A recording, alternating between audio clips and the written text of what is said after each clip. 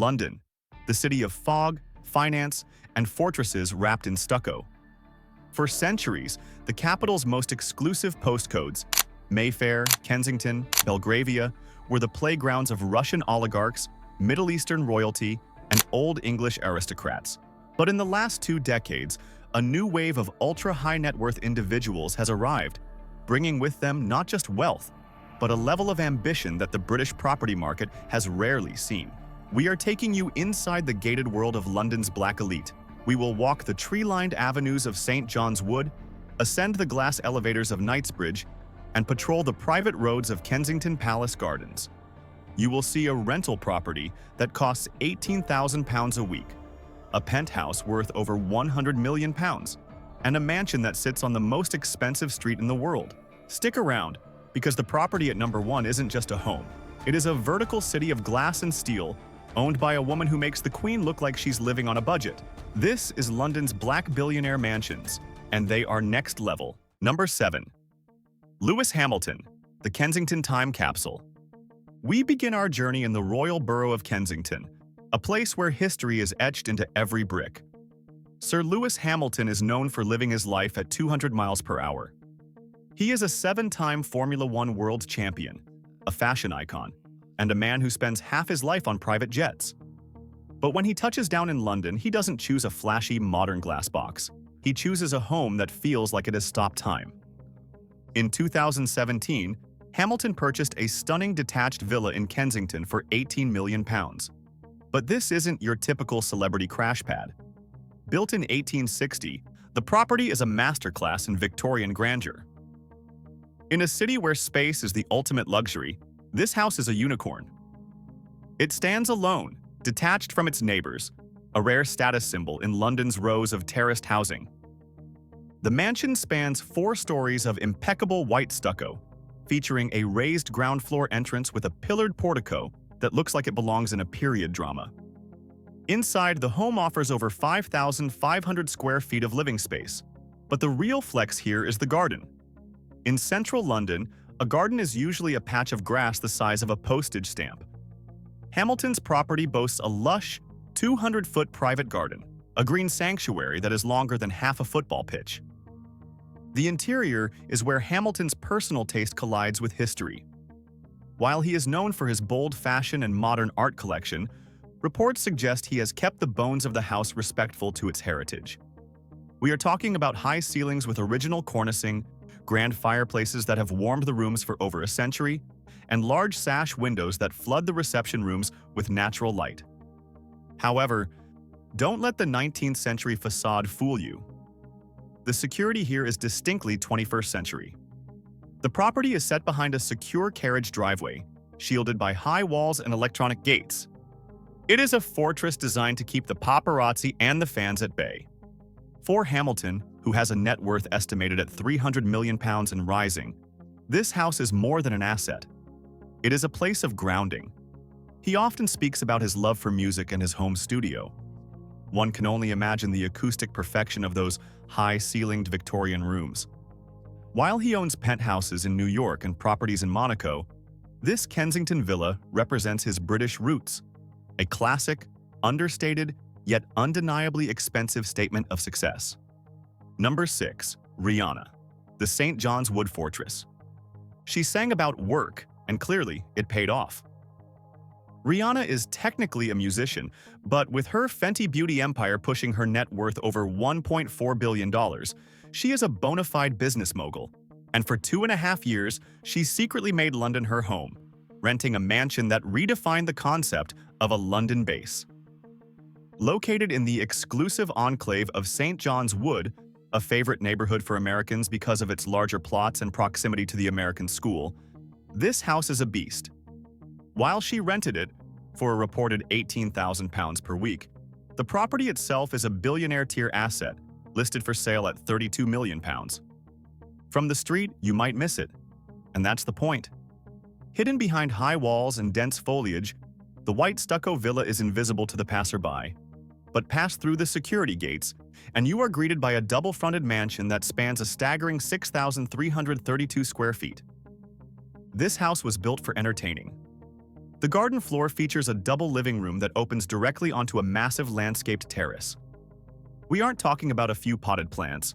We are talking about manicured lawns, al fresco dining areas, and enough space to host a Rock Nation summer party. Inside, the kitchen is the heart of the home, a custom-built chef's paradise with a central island the size of a ping-pong table. Rihanna famously posted Instagram stories from this very kitchen, casually making ice cream while standing in a house that costs more than the GDP of a small island nation. The master suite is a sanctuary worthy of a queen. It occupies a significant portion of the upper floor, featuring not just a bedroom but a private sitting room, twin dressing rooms, essential for a fashion icon, and a main bathroom equipped with a steam shower and an infrared sauna. But the pièce de résistance is the entertainment floor.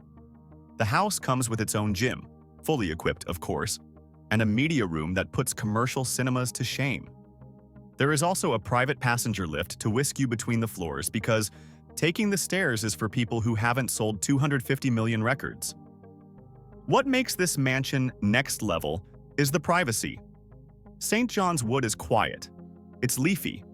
It's the kind of place where you can be one of the most famous women on the planet and still go to the local Sainsbury's grocery store unnoticed, which Rihanna actually did. It represents a different kind of wealth, the wealth of anonymity. Number 5. Femi Otedola, the Knightsbridge hideout. Femi Otedola is a name that commands silence in Lagos boardrooms.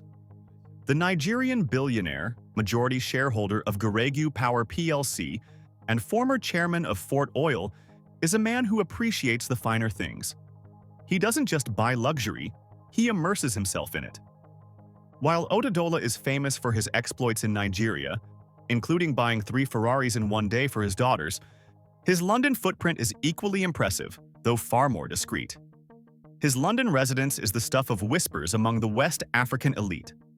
Located in the heart of London's golden postcode, likely near the Knightsbridge or Kensington borders, Otedola's home is a place where business meets family legacy. We know about this property not through real estate listings, but through the glimpses shared by his billionaire friends. When fellow billionaire Tony Elumelu visited Otedola in London, he took to social media to call the residence a masterpiece. And Elumelu is not a man who is easily impressed. The residence is characterized by its classic English architecture blended with ultra-modern interiors.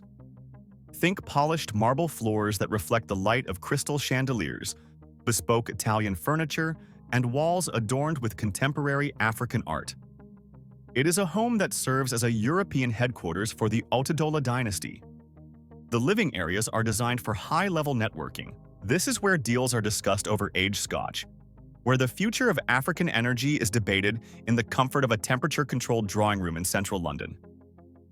But it's the location that speaks volumes. To own a substantial family home in this part of London, where prices can easily reach £4,000 per square foot, is a power move. It places Otedola within walking distance of Harrods, the Bulgari Hotel, and the private banks of Mayfair. It is a convenience that costs millions. For Otedola, this London home is also a sanctuary for his family. His daughter, DJ Cuppy, and travel blogger Femi Otedola frequently use the London base. It is a home that transitions seamlessly from a billionaire's boardroom to a warm family estate, proving that even in the cold London weather, the warmth of Nigerian hospitality remains untouched. Number 4. Strive Masiyiwa, the tech tycoon's estate. Strive Masiyiwa is a pioneer. As the first black billionaire to enter the Sunday Times Rich list, the Zimbabwean telecom mogul is a figure of immense respect. His wealth comes from Econet Wireless, the company he fought the Zimbabwean government to build, eventually connecting millions of people across Africa. Masiyiwa is a man of deep faith and privacy. While he owns 2 adjacent apartments atop the El Dorado Tower in New York, bought for $24.5 million, his primary base has long been London. But unlike the flashy entertainers, Masiyiwa's London home is a fortress of solitude. Located likely on the outskirts of London, perhaps in the prestigious Surrey Belt, or a private estate in North London, Masiyiwa's property is less about curb appeal and more about land. The billionaire lifestyle of Strive Masiyiwa is defined by space. We are talking about a detached mansion set on acres of land, rare for London. A property like this typically features a long, winding driveway guarded by a security lodge. The architecture would be traditional British country style, red brick or stone, with towering chimneys and slate roofs. Inside, the home is a reflection of his status as a global tech leader. It would be equipped with state-of-the-art telepresence rooms, allowing him to run a pan-African empire from his study. The Masiyiwa family is also deeply philanthropic, and their home is often a gathering place for charitable planning and quiet diplomacy. This estate likely includes staff quarters, a guest house for visiting dignitaries, and extensive grounds for walking. Masiyiwa is known for his contemplative nature. He is not a man of nightclubs, but of boardrooms and prayer rooms. His London estate reflects this: quiet, expansive, and incredibly secure. The value of such an estate in the London commuter belt or outer wealthy suburbs can easily exceed £20 million, not just for the bricks, but for the privacy it affords. In a world where data is the new oil, Strive Masiyiwa is the tycoon who values his own privacy above all else. Number 3. Mike Adenuga, the Regent's Park Mystery. Mike Adenuga, the bull of Nigerian business. The man behind Globacom and Con-Oil. He is the second richest man in Nigeria, and arguably one of the most elusive billionaires on the planet. He rarely gives interviews, he rarely appears in public, and his London real estate portfolio is just as mysterious. However, it is an open secret in the London luxury property market that Adenuga owns a significant residence in the Regent's Park or St. John's Wood area. This is the neighborhood of choice for the Nigerian ultra-elite. It is close to the central London Mosque, close to the best private hospitals, and offers the kind of grand detached villas that simply don't exist in Mayfair.